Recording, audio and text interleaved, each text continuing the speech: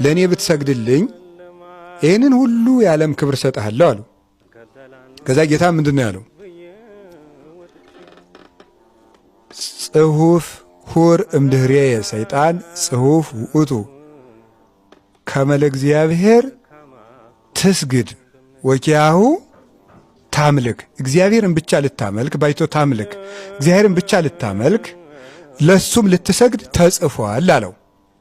አሁን የኒዙና በዚህ ዘመን ያሉ አንዳንድ ወንድሞቻችን ምን ብለው ያነሳሉ? ስግደት ለእግዚአብሔር ብቻ ነው ይላል እንጂ ለቅዱሳን ስግደት አይገባቸውም ይላል።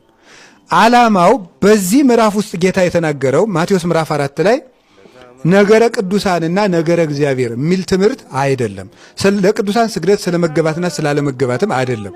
ጉዳዩ ስለምንድን ነው ሲባል ለሰይጣን አይሰገድም። የባህሪ ስግደት የሚገባው ለእግዚአብሔር ነው። አንተ ደግሞ ፍጡር ነህ፣ ሰይጣን ነህ። እውነት ነው። ለእግዚአብሔር ብቻ የሚሰገደውን ስግደት ለፍጡር አይሰገድም። ለማርያምም አይሰገድም፣ ለሚካኤልም ለገብርኤልም አይሰገድም፣ ለቅዱሳንም አይሰገድም። ለእግዚአብሔር የሚገባው ለእግዚአብሔር ብቻ ይሰገዳል። ለእግዚአብሔር የምንሰግደው የአምላክነት ነው። ለማርያም የምንሰግደው ሆኖሪቲ ነው። ወርሺፒንግ እና ሆነሪንግ ይለያያሉ። ማክበርና ማምለክ ማለት ነው። ለቅዱሳን የሚደረገው ማክበር ነው። ለእግዚአብሔር የሚደረገው ማምለክ ነው። ስለዚህ ድንግል ማርያምን ስሰግድላት እያከበርኳት ነው።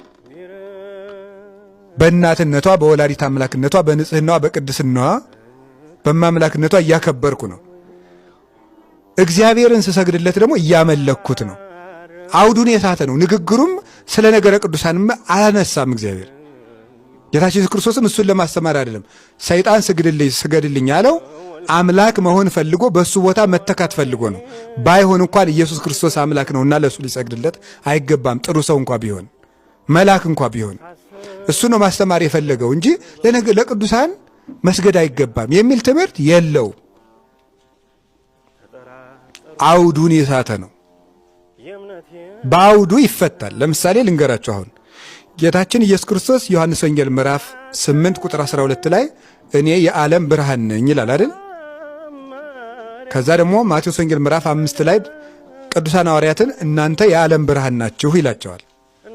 አሁን አቡነ ተክለ ሃይማኖትን የዓለም ብርሃን ይላል ገድላቸው። አንድ ሰው ይመጣና ተመልከቱ የዓለም ብርሃን ማን ነው? ክርስቶስ። ክርስቶስ የዓለም ብርሃን ሲሆን ተክለ ሃይማኖትን የዓለም ብርሃን ይላቸዋል ገድላቸው። ልብ በል። ከዚህ በላይ ክደት አለ? ከዚህ በላይ ችግር አለ? ከዚህ በላይ መጽሐፍ ቅዱስን መዳፈር አለ? ይላል።